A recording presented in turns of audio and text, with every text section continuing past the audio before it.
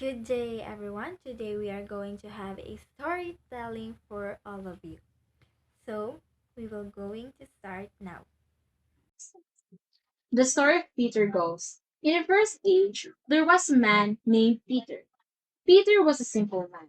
One day, when Peter was walking towards the river, he saw three beautiful fairies. The fairies named Isabel, Juana, and Maria. The three fairies have the same faces, and they are taking a bath in the river. Peter hides in a big rock and he sees the three fairies laughing together in the river. Peter fell in love with one of the fairies, who is Mary. What Peter did was he took and hid one of the powerful blankets of the fairies. After they had bathed, the fairies were about to get their powerful blankets so that they could return to their kingdom. But Mary did not see her powerful blanket, and she was the only one left. The two fairies went to their kingdom, and Mary was left alone. Peter approached her and asked why she was crying, and Mary told Peter that she was a fairy and she had lost her powerful blanket that she needed to find before returning to their kingdom. And Mary said unto Peter that she will come to Peter's house instead. What Peter did is he took Mary to his home and took her to be his wife.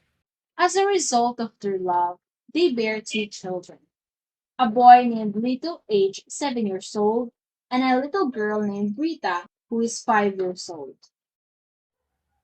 One day, while Peter was working in their field, his wife, Mary, was cleaning their kitchen, and Mary saw what she had been searching for a long time. Mary was pleased with what she saw and she immediately put it on the blanket. After she had finished wearing it, she called her two children. Mary told her children that when your father returns, tell him that I went to return to our kingdom in Seventh Hill. When she had finished speaking, she hurriedly hugged her children and flew back to their kingdom. That afternoon, when Peter came back from the farm and he searched for Maria, he called his eldest son, Lito, and asked him, "Where are your mother?" And the child replied, "Mother said that she will go back to their kingdom on the seventh hill." That night, Peter did not sleep because he had a lot of thoughts that he would go and follow Mary to their kingdom on Seventh Hill. Early in the morning, at 4 o'clock, Peter hurried and picked up all his belongings, which he was going to take on the seventh hill. Peter had water, food, and other supplies. When he left, he told his children, "Just stay here in our house. Don't ever leave until I get back. I will follow your mother and I will bring her home." As Peter was walking along, he crossed a stream and saw an ant being washed away by the water. Peter took a branch of the tree to help the ant from drowning. After the ant climbed on the branch that Peter had taken, Peter put the ant on the side and said, "Thank you, Peter, for saving me. I hope I can get back at you in the future." And Peter said to the ant, "It's okay, ant.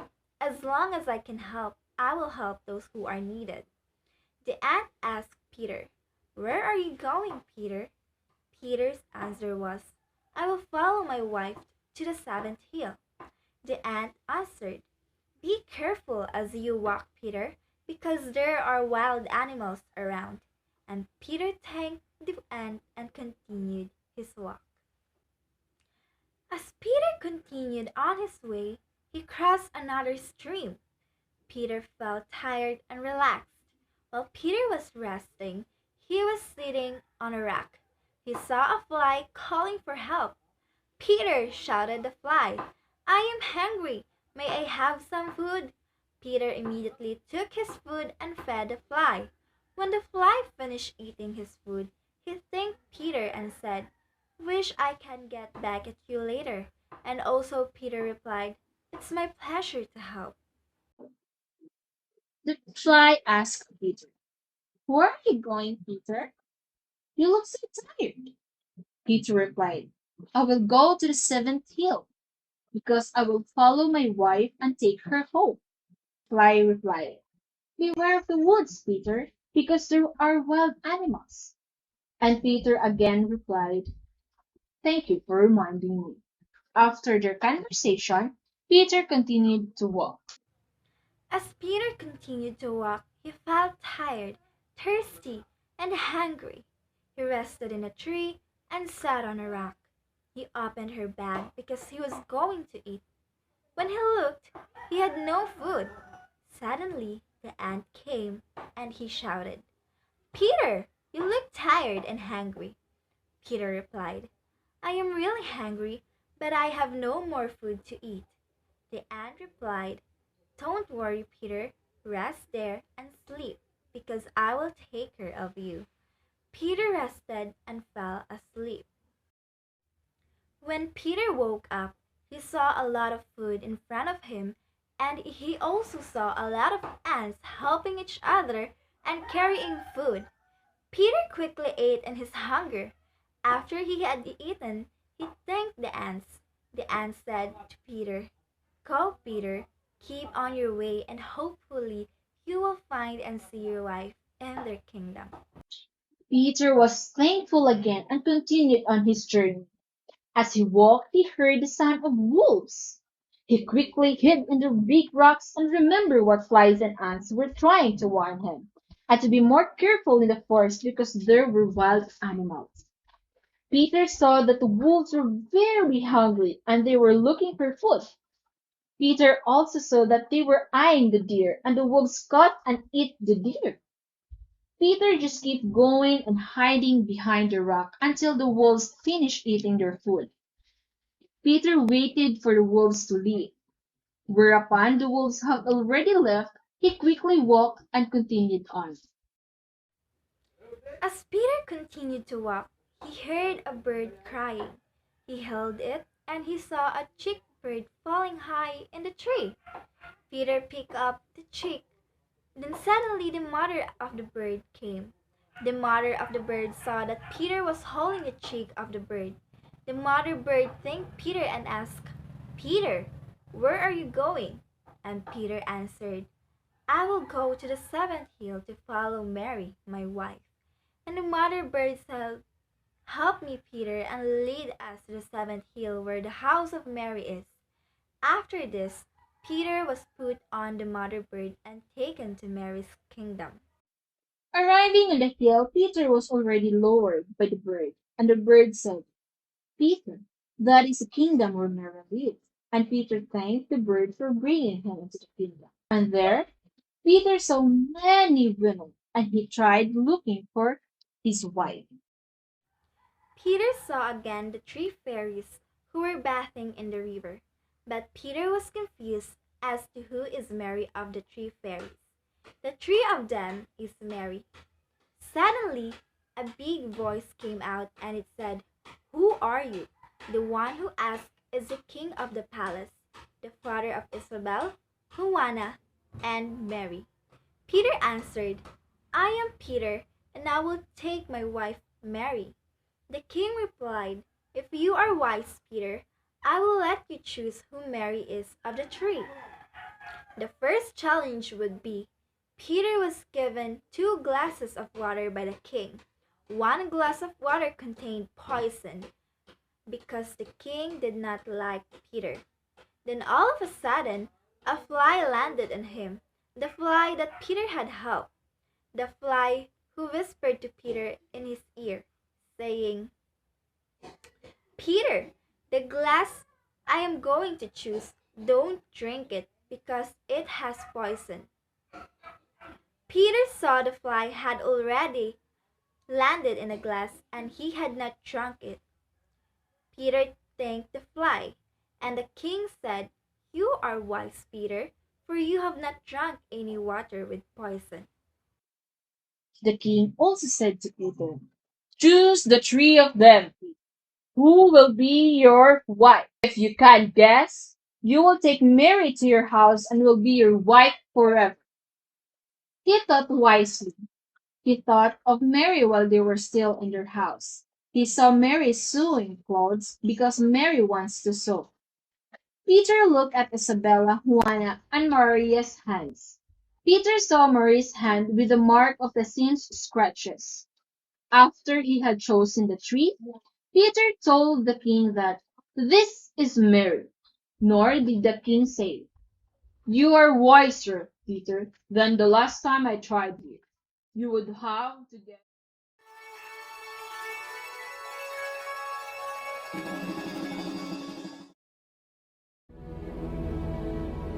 Long ago, in the faraway land of ancient Greece, there was a golden age of powerful gods and extraordinary heroes. And the greatest and strongest of all these heroes was the mighty Hercules.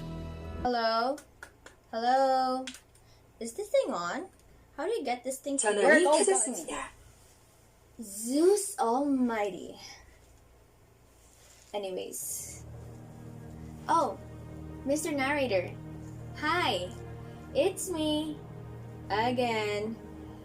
So I was thinking, I don't think that the audience would want to hear any more about Hercules. Just say yes. Yeah, they don't. I know that he's kind of like the Starbucks of ancient Greece, but he's kinda overrated. So it's high time for them to hear a different kind of story with a happy ending and not some sort of a Greek tragedy. Am I right? So let me take over this time. You go, girl. Thank you. Hello, everyone. I am Charis, which means grace, kindness, and life. In ancient Greek, of course.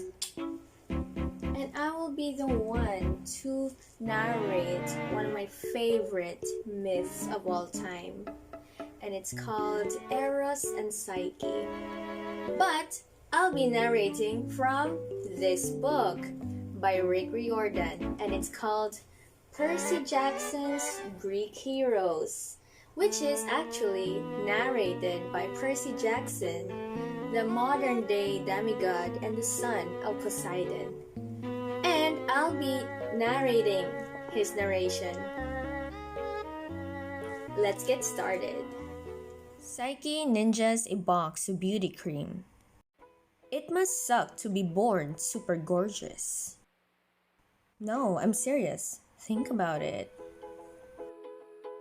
Psyche was born as the youngest of 3 daughters to the rulers of a Greek city. Since her childhood, she was an object of admiration and envy because of her extraordinary beauty. Crowds would gather in the street below to admire her as if they were celebrating the beauty of a goddess. Psyche tried to discourage this. She was pious and smart, qualities no one ever seemed to notice since she was also beautiful.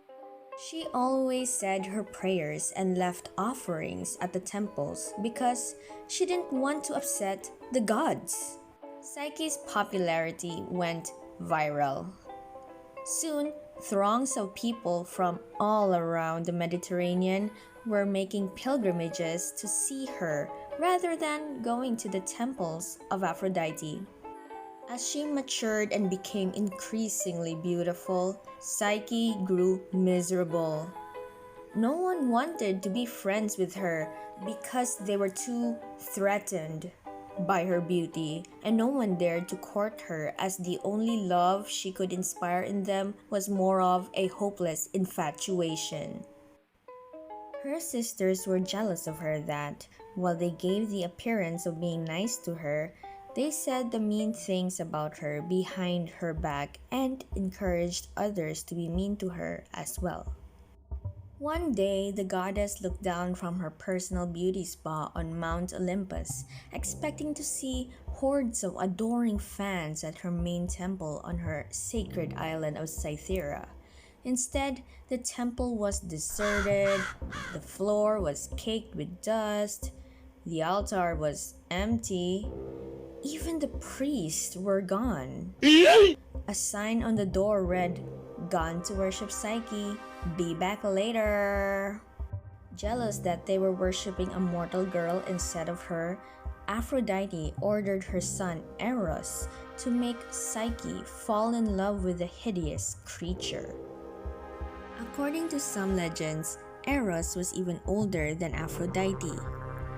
According to other legends, he was Aphrodite's son.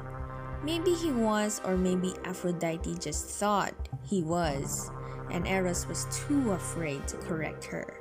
Either way, the dude was the god of romantic love, kind of the male counterpart to Aphrodite. He's better known by his Roman name, Cupid. Does that mean he was a chubby Valentine baby with teen wings, a tiny bow, and cute little arrows? Not that Cupid. This is Cupid. He was devilishly handsome. Going back, he fell in love with Psyche instead. The Oracle of Delphi told Psyche's father that a beast, feared by even the gods, required to him to put Psyche on the tallest spire of rock on the kingdom.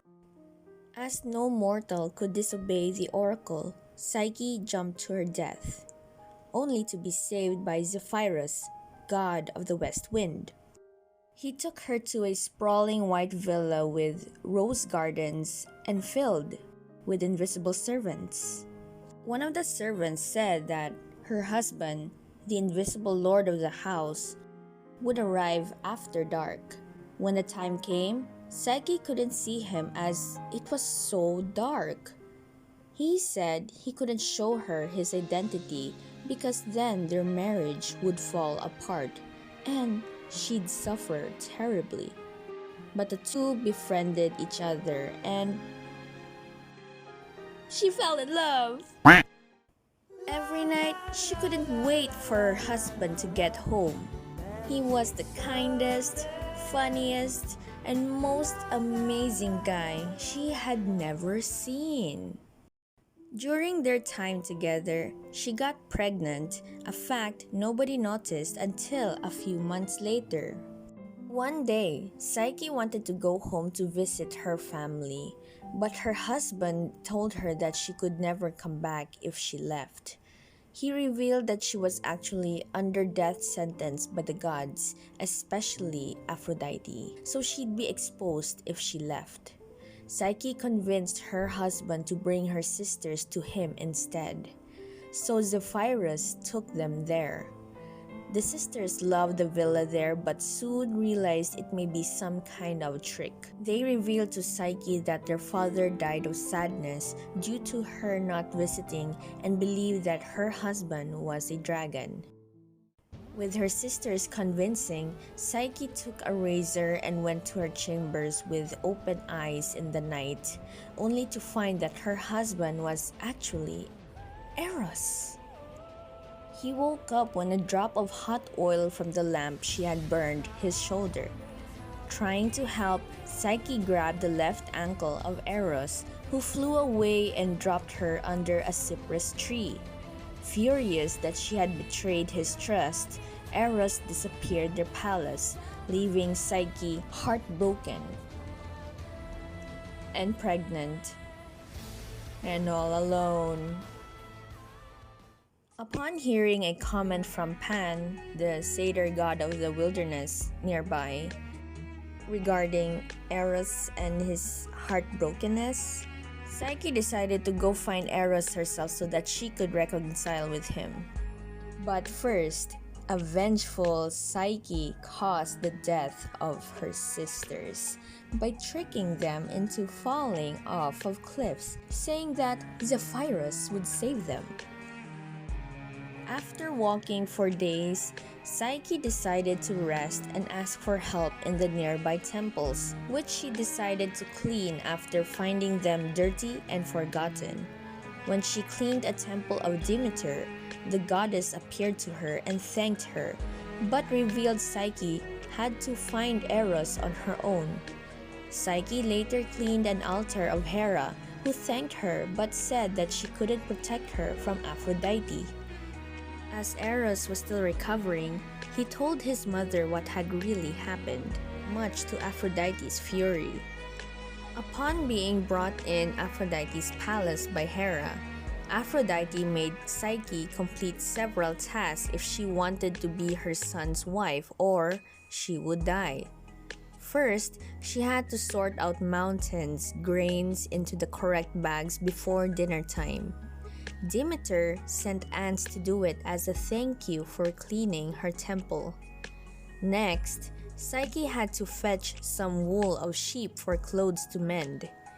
Some reeds near a river got it for her as Hera's reward for cleaning her altar. Then, Psyche had to travel up a tall mountain to fill a pitcher of water from a sacred spring, one of the headwaters for the river Styx. Little did either women know, Eros had been eavesdropping. The sight of Psyche immediately lifted his spirits. He still loved her. Eros was also impressed by Psyche's determination to win back his love. Having overheard this, Eros convinced Zeus to send an eagle to get the water instead.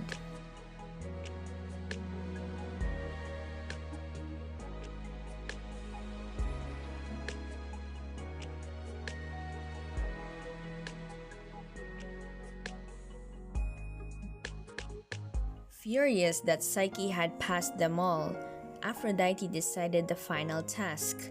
Psyche was to go to the underworld and ask Persephone if she could borrow some beauty cream. Returning to the Tower of Rock, a hidden Eros told Psyche that there is a volcanic crater leading to the underworld.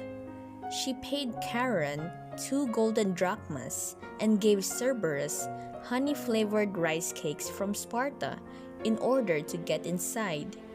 At Hades' palace, Persephone put light in the rosewood box Psyche had and told her not to open it. On the way out of the underworld, a very dirty-looking and tired Psyche decided to take some of the beauty cream for herself because, unlike Aphrodite, she really needed it. Instead of beauty cream, Persephone actually put Stygian sleep inside, the essence of the underworld. The Stygian sleep filled Psyche's lungs until she passed out. Her life began to ebb. Having regained his strength, Eros flew to Psyche, but found her in a delicate state. He took her to Mount Olympus during one of Apollo's plays when Aphrodite arrived. The other gods took pity on Psyche and decided to make her the goddess of the human soul. After she recovered, the couple formally reconciled. "My love," he said, "my wife for eternity." "I am still the boss?" she asked. Eros laughed. "You are definitely the boss." They kissed and made up. It's a better love story than Twilight. And Psyche became the goddess of the human soul, the one who looks out for us when we need a little strength and understanding, because she understands human suffering than any other god. Soon afterwards, Psyche gave birth to Hedone, goddess of pleasure. So there you go. The end.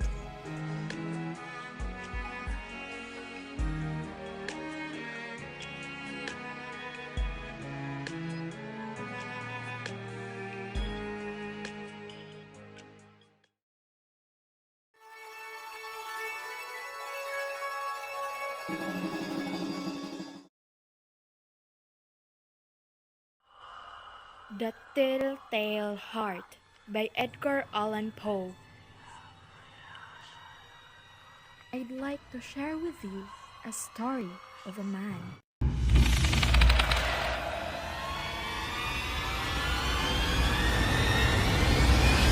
True, I'm nervous. Very, very dreadfully nervous. But why would you say that I'm mad? Oh, call me. how precisely I can tell the story to you. Listen. It starts with an old man in an old house. A good man, I suppose. He had never harmed me. I didn't want his gold. If gold there was, then what was it? I think it was his eye. Yes, that eye, the eye that his eyes staring milky white full. The eye everywhere, in everything.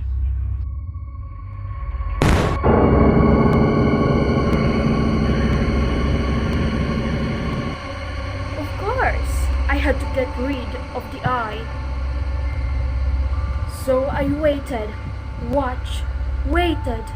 I was never so kind to the old man.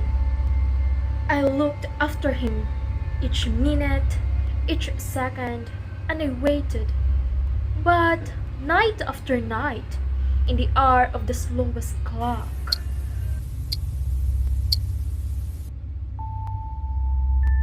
I opened the old man's door. The eye was always closed.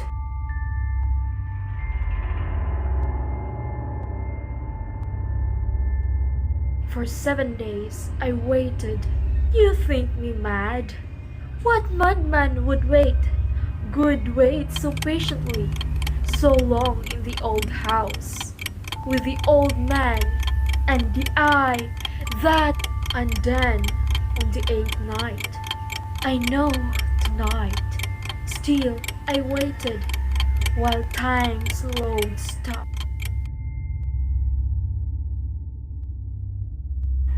I watched his hand moved more quickly than mine. Then, what? No. For an hour, I did not move a muscle. I could feel the earth torn. I hear the spiders spanning in the house, the grinding grumble of decay.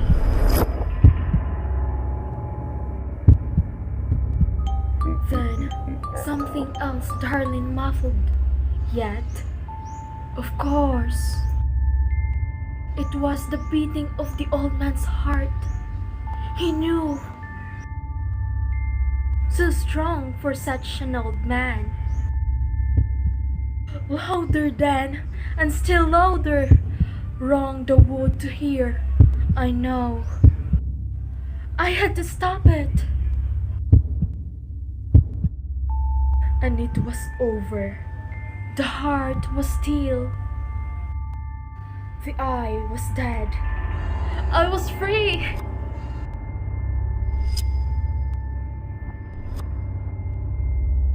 But there was still work to be done. I replaced the plant so cleverly. No, not even he could have found anything wrong.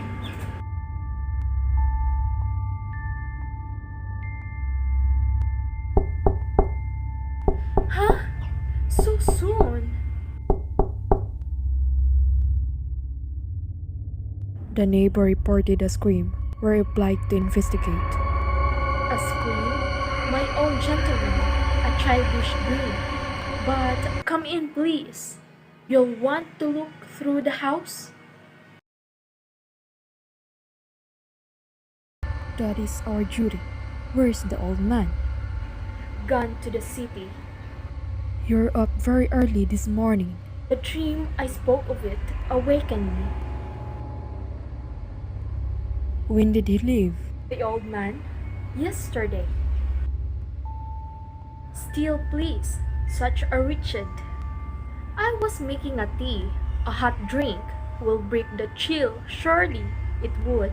Prize, good people, how much evil the night conceals from their eyes, but not yours to be sure. What did you see, sir? Yes, of course. Did the hot water not harm to the bare boards? I'm a little bit less tidy with the old man. With the old man ran away. I heard it. It might have been a hand of luck, but louder, and still louder. They must hear it, yet they sit and talk and talk. They must, of course. They do. They know. They do. What do you mean? You think it beats on the knife that I am? Stop it! Stop it! You devils! Yes! Yes! I did it! Down under the floor. It is the beating of his hideous hearts.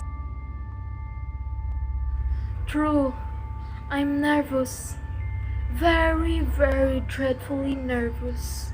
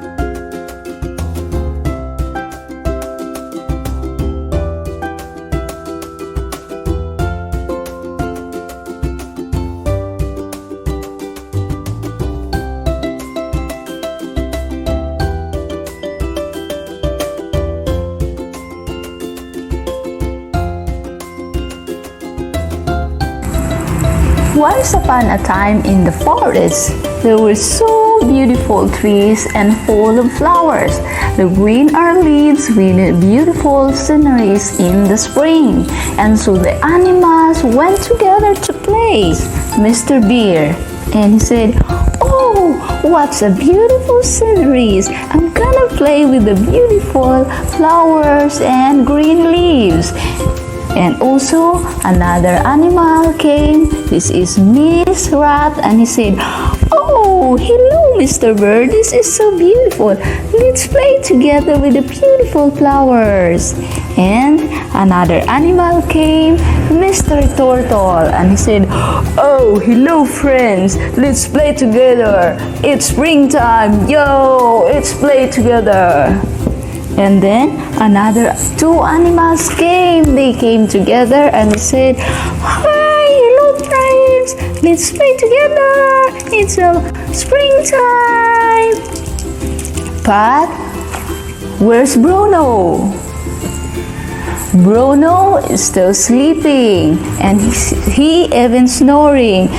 He said,